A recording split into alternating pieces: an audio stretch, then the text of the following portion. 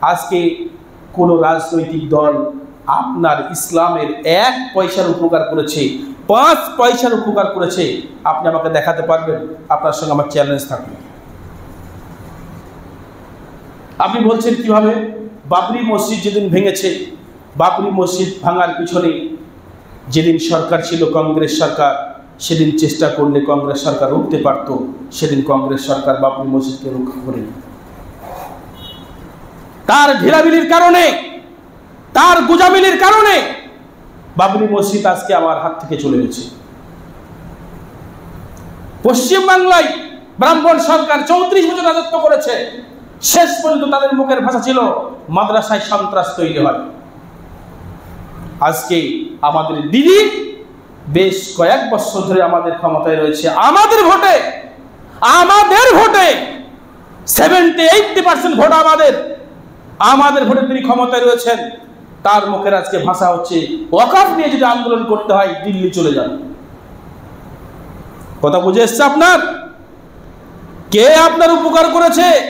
উনি বলছেন আমি ঠেকাবো, কাল আপনি হেরে যাবেন। কি করে ঠেকাবেন? কি করে ঠেকাবেন? তলে তলে সত্য চলে যাবে, কি করে সম্ভব? একজন আপনার উপকার করবে না। আপনি যখন আন্দোলন করছেন ঔষধের দাম বাড়ানোর ব্যাপারে, তেলের দাম বাড়ানোর ব্যাপারে, সারের দাম বাড়ানোর ব্যাপারে, আপনি কি দিল্লি আন্দোলন করছেন না পশ্চিমবাংলাতে করছেন? আর এর জন্য দায়ী কিন্তু এই সরকাররা নয়, এর জন্য দায়ী আমার মতো রাম শেখ, এর জন্য দায়ী আমার মতো আব্দুল সত্তার, আব্দুল কাহার। এই সরকারদেরকে আমরা নিজেদের মতো করে তাদেরকে দুয়াতে দিয়েছি, আমরা তাদের জন্য ব্যবহৃত হচ্ছি। কখনো কংগ্রেসের কাছে ব্যবহার হয়েছি, কখনো সিপিএম এর কাছে ব্যবহার হয়েছি, কখনো তৃণমূলের কাছে ব্যবহার হয়েছি, কখনো অন্য কোনো পার্টির কাছে ব্যবহার হয়েছি। সম্মানিত সুধী, আপনার যখন ধর্মীয় ভাবাবেগে আঘাত হবে, আপনার ইসলাম নিয়ে যখন টানাপোড়েন চলছে, আপনার বাপ দাদার সম্পত্তি নিয়ে যখন টানাপোড়েন চলছে, কিসের রাজনীতি, কার রাজনীতি, কোন দলের লোক আমি দেখার কোনো দরকার নেই। সম্মানিত সুধী, অনেকের কষ্ট হতে পারে, অনেকের দিলে আঘাত লাগতে পারে, লাগবেই তো। যাদের ঈমানের দুর্বলতা আছে, যাদের ঈমানের ত্রুটি আছে, তাদের তো কষ্ট হবেই। কেন? কি সমস্যা? আমি কথা বলবো, আমার ন্যায্য দাবি নিয়ে কথা বলবো, কিন্তু আজকে এই ন্যায্য দাবি নিয়ে আপনি কথা বলতেছেন। কয়েকবার এই পলাশী থেকে ডাক দেওয়া হয়েছে মিছিল করার জন্য, কয়েকবার আমি দেখলাম। তা নিয়ে আমি বড়ভাবে কঠোর বক্তব্য রেখেছিলাম। মানুষ আসার জন্য আমার পিছনে ওত পেতে দাঁড়িয়েছিল, অনেকগুলো গাড়ি রিজার্ভ হয়েছিল, কিন্তু হঠাৎ করে বলছে যে হবে না। কেন হবে না? তার রহস্য কি? তার রহস্য এই জাতি নিজে। আমি কোনো দলকে, কোনো প্রশাসনকে এর জন্য দায়ী করতে চাচ্ছি না। তারা তো চাইবেই যে তোমার অধিকার তুমি না পাও, তোমার অধিকার থেকে তুমি দূরে থাকো। কিন্তু আপনি কেন বিভক্ত হলেন? আপনি কেন বিভক্ত হলেন? আবার পরবর্তী শোনা গেল আবার আন্দোলন হবে, আবার দেখা যাচ্ছে বলছে এই ব্যানারে হবে না ওই ব্যানারে হবে। স্বার্থ ত্যাগ করতে পারে না এই মুসলমান। এই মুসলমান সবাই নেতা হতে চায়, সবাই আমির হতে চায়, সবার আমির হওয়ার স্বপ্ন, সবার নেতৃত্ব দেওয়ার স্বপ্ন, কিন্তু নেতৃত্ব দেওয়ার ক্ষমতা নেই, জাতিকে সুপথ দেখানোর ক্ষমতা নেই। এরা সবার কাছে ব্যবহার হওয়ার জন্য, মার খাওয়ার জন্য পড়ে আছে। আপনি যেখানে যাবেন সেখানে মারই খাবেন। আর দেখেন যতগুলো সোশ্যাল মিডিয়াতে মার খাওয়ার ভিডিও দেখছি, যত মুসলমান মার খাচ্ছে, উড়িষ্যায় বলেন, গুজরাটে বলেন, ইউপিতে বলেন, যত বলেন, তাদের দেখলে মুসলমান বলে মনে হয় না। দেখে চেনা যায় না রে মুসলমান কিনা। মুখে গুটকা, তেরেঙ্গা, দাঁতগুলো মনে হচ্ছে কদুর কিসের বীজ, তরমুজের বীজের মতো। কথা বুঝতে পারলেন? আউ আউ করে চিবাচ্ছে সুপারি। হ্যাঁ, শুধু নামটা আব্দুর রহমান, আব্দুল সত্তার হওয়ার জন্য পিটাচ্ছে। ঠিকই করছে। তোমার ইমানে যদি তেজ থাকতো, তুমি যদি কোরআনটাকে মেনে নিতে পারতে, তুমি যদি হাদিসটাকে মেনে নিতে পারতে, তুমি যদি প্রকৃত মুমিন হতে পারতে, তাহলে তোমার আজকে এই দুর্দশা হতো না। তোমার ঐক্যবদ্ধ যদি থাকতো, ওয়াতাসিমু বিহাবলিল্লাহি জামিআ ওয়া লা তাফাররাকু, আল্লাহ রাব্বুল বলছেন তোমরা একে অপরের দলে দলে বিভক্ত হয়ে যায় না, বিচ্ছিন্ন হয়ে যায় না, তোমরা একটা জায়গায় একটা প্ল্যাটফর্মে দাঁড়িয়ে থাকো। তোমাদের আমির তোমরা নির্বাচন করো, তোমাদের নেতা তোমরা নির্বাচন করো। আজকে আমরা হানাফি, শাফি, হাম্বলি, মালিকি আজকে এই করে করে বিভিন্ন সমস্যার সম্মুখীন হয়ে আজকে একতাবদ্ধ হতে পারছি না। এ বলছে হানাফি দিকে যাবো না, ও বলছে শাফি দিকে যাবে না, ও বলছে মালিকি দিকে যাবে যাবে না, ও বলছে অমুক ডেকেছে যাবো না, যাবো না, ওই যাবো না। তোমাদের মার আছে, এখন তো কি মার তোমরা খাচ্ছ, এর থেকে বেশি মার তোমার পিছনে অপেক্ষা করছে, তুমি একটু ধৈর্য ধরো, তোমার মার আছে, আসছে তোমার মার কি মার তুমি খেয়েছো, কি মার তুমি দেখেছো, এর থেকে অনেক বেশি মার তোমার জন্য অপেক্ষা করছে, তুমি একটু অপেক্ষা করো। সম্মানিত সুধী, লম্বা চওড়া কথা বলতে চাচ্ছি না, চট করে একটা হুদিস আপনাকে দিয়ে দিই যে বাবরি মসজিদকে কেড়ে নিয়ে আজকে তারা রাম মন্দির তৈরি করলো, 16,000 কোটি টাকা খরচা করে যে রাম মন্দির তারা তৈরি করেছে। বলেন সেই রাম মন্দির থেকে এই ভারতবর্ষের কোষাগারে কয় টাকা ভারতবর্ষের কোষাগারে এসে আমার আপনার জন্য জমা হয়, দেশের জন্য জমা হয়?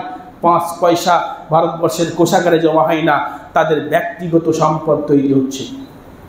কিন্তু মুসলমান, তুমি জানো ওই যে শাহজাহান তাজমহল তৈরি করে গেছে, প্রতি মাসে তার 10 কোটি টাকা ইনকাম টিকিট বাবদ ভারতবর্ষের কোষাগারে জমা হয়।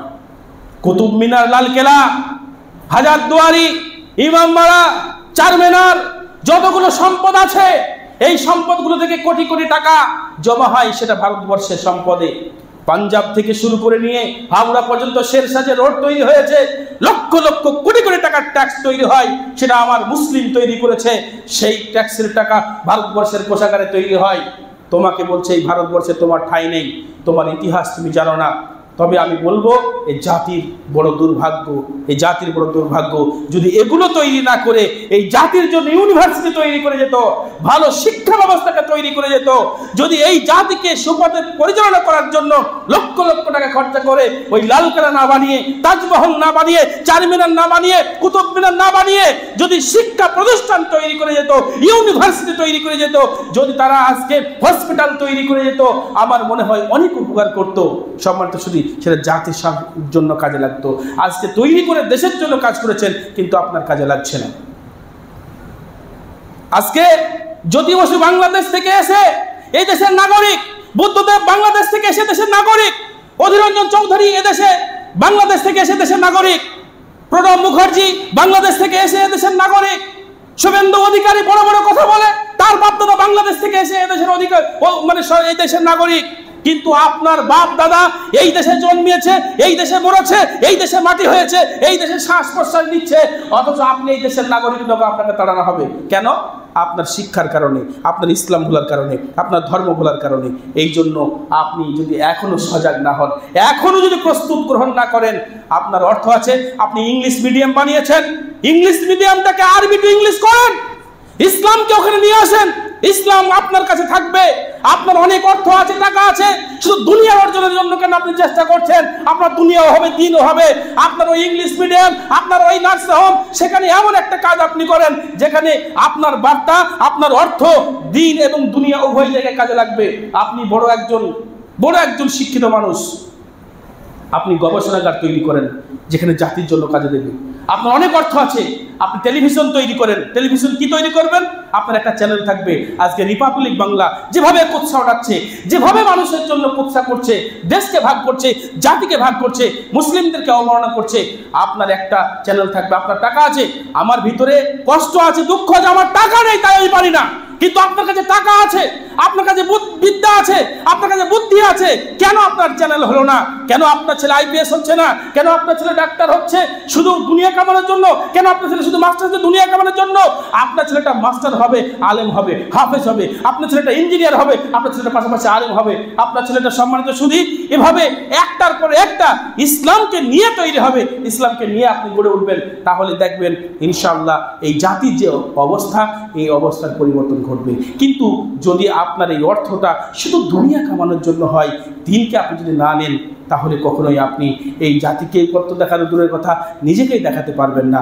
আপনি মারা যাবেন, দুদিন পরে আপনাকে ভুলে যাবে। কিন্তু আপনি এমন একটা কাজ করে যান, এমন একটা কর্ম করে যান, যেই কর্ম, যেই কাজ আপনার জন্য, আপনার জাতির জন্য, আপনার দেশের জন্য, উভয়ের জন্য কাজ করবে ইনশাআল্লাহ। সম্মানিত শুধু আপনারা শিক্ষিত মানুষ, শুধু ভাবার জন্য বললাম, আপনারা একটু ভেবে দেখুন, আপনাদের বিদ্যা, আপনাদের শিক্ষা, আপনাদের অর্থ যেন জাতির জন্য কাজে লাগে, দেশের জন্য কাজে লাগে, সেটা আপনার চিন্তা ভাবনা করুন। আল্লাহর কাছে পরিশেষ দোয়া করি, হে আল্লাহ, তুমি আমাদের সকলকে কোরআন এবং সহিহ হাদিসের উপরে আমল করি জীবনযাপন করার এবং পরকালে মুক্তি পাওয়ার এবং ইহকালে আমাদের বিজয় লাভ